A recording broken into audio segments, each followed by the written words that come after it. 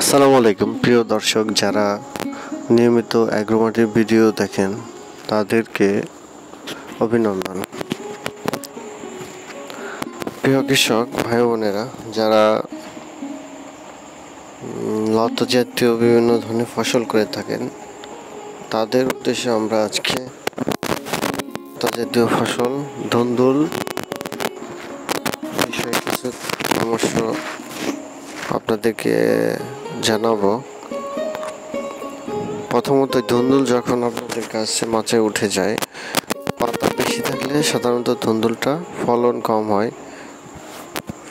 ফুল ঝরে যায় এবং ফল ম্যাচুর হওয়ার আগেই নষ্ট হয়ে যায়। এই কারণে ধুন্দুলের জমিতে আপনার নিয়মিত পরিচর্যা করতে হয়। পরিচর্যা, যেটাকে পরিচর্যা বলে।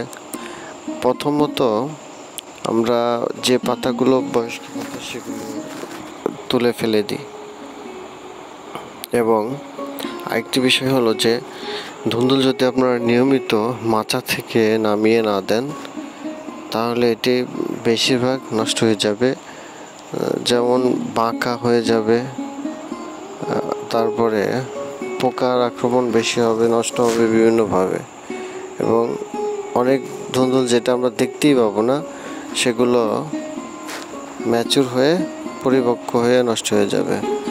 আমাদের যে ধুন্দুলের জমিতে সাধারণত যে পোকাটি আক্রমণ করে, আপনারা দেখতে পেলেন যে ছবিটি, এটি হচ্ছে এক ধরনের মাছি পোকা। আর আমাদের ভিডিওতে যে দাগ দেখতে পাচ্ছেন এটি সেই মাছি পোকার আক্রমণের কারণেই হয়েছে। আপনারা দেখতে পাচ্ছেন যে ধুন্দুল থেকে কষ বেরোচ্ছে এবং আক্রান্ত স্থানটি নষ্ট হয়ে গেছে। এটি সাধারণত মাছি ডিম দিয়ে থাকে এবং এখানে অনেক পোকার জন্ম হয়, যে পোকাগুলো এই ধুন্দুলকে নষ্ট করে ফেলে। এটা সাধারণত এই মাছি পোকা লাউ, করলা, ধুন্দুল, তারপরে হচ্ছে শসা, কুমড়া, এই জাতীয় ফসলকে আক্রমণ করে থাকে।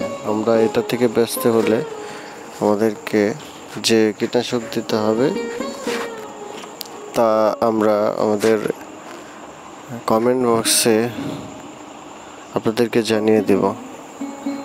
এই পোকা যদি দমন করা যায় তাহলে খুব সহজে আপনারা ভালো মানসম্মত ধুন্দুল পেতে পারেন।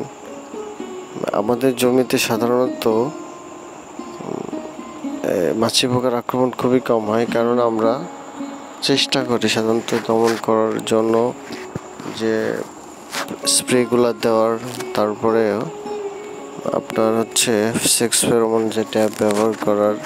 বিভিন্ন কারণে আমাদের জমিতে মাছি পোকাটা কমে যায় এবং আমরা খুব মানসম্মত ধুন্দুল সংগ্রহ করতে পারি। সবাইকে ধন্যবাদ। আসসালামু আলাইকুম।